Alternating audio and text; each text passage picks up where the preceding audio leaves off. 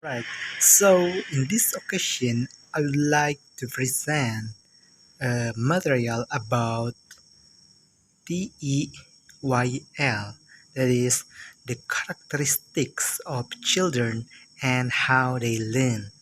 But just to be clear, that there are a lot of characteristics of children and ways of how they learn. But in this time, I would like to give or maybe explain three characteristics of children and three ways on how they learn. So, for the characteristics, the first, children are energetic and physically active, which means they love to use their body rather than just sitting and listening to the teacher.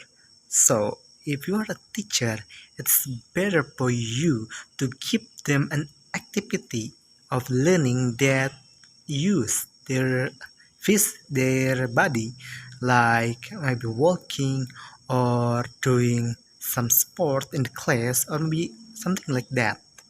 Okay, and then the second characteristics is uh, they are easily distracted and don't have or maybe have a short attention span, which means that they are easily distracted when they are learning, especially there is something uh, unusual, just like if they are learning and maybe there's a sound of bird, they will likely move their attention from the material to the bird.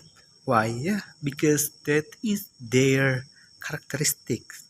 So maybe to overcome this problem or this characteristic, it is better for teacher to yeah, maybe to give a learning that is interesting and exciting, like if the teacher wants to use a poster, the poster should be colorful, the poster should be interesting, so their attention, the children's attention will be focused on the picture or the poster.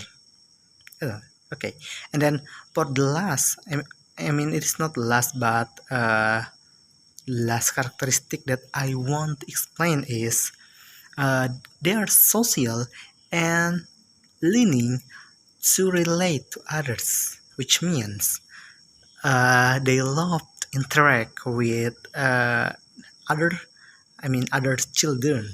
Why? Because uh, when they are still young, they love to make friends. So if you are a good teacher, it's better for you to make a learning activity that make the children to be close to other other children, like maybe it is better to you make a dialogue activity, so the teacher, you as the teacher can make the children in pair, or maybe it's better to make them in groups, so their learning activity will be better. Okay, and then maybe that's for the characteristics, and now the ways and how they learn. Okay, for this material, actually I took all of them, the three of them, from experts. So for the first ways, it is from Lev Vygotsky. Actually, there are a lot of explanation from his theory, but for me, I will tell the short version. So the short version is children learn from the social interaction. It is like the same as the characteristics. So to overcome, to keep them, the best way to learn is we have to make them in a social interaction, like make a dialogue, working in a group, or maybe making some activity that will be met to other people. So yeah, that is for the first way of how they learn. Okay, and now the second way of how they learn is from Jean Piaget.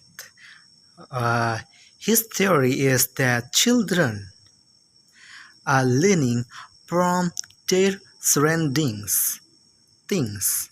So it is said that children learn better from their senses, like uh, like seeing, hearing, and others. And it is also stated that children learn more from their experience and their perspective. So maybe for this way of learning, it is better for teachers to give children an independent learning, like exploring, but it should be done one by one. I mean, it should be done alone and not in a group. If it is best to this theory, I mean the theory of Jean Piaget. So it should be an independent activity. Okay, and then for the last way of how children learn is from oh, Jerome, yeah, Jerome Bruss. I mean, yeah, I mean from Jerome theory, it is stated that children need scaffolding. But what is scaffolding? Scaffolding is a way to teach children gradually and give some support and help when they learn. But the support and help should be given in a certain time and not every time. Why? Because if the support and help is given every time, the children will wouldn't be an independent person, and that is not good for their learning activity. So maybe the best example for scaffolding is that if children still want to learn by their own, maybe the teacher should let them for a while. But if the teacher has given the children a lot of time and the children couldn't do the task or couldn't understand the material, it is the time for the teacher to explain for them. Okay, and then another example is that uh, if I mean the teacher wants to teach the children, it is better for them to teach gradually, which means for example, if they want to teach children tenses, it is better for teacher to give the simple present first, because it is the basic, the core. I mean, it is not the core, but it's the basic and the first tenses in the structures. Why? Because if the teacher start from another tenses, it will be hard for them. So yeah, that is from the Jerome theory. Okay, maybe that's all what I can deliver to you all. Thank you very much for your nice attention and participation, and I do apologize for all of my mistakes. See you next time.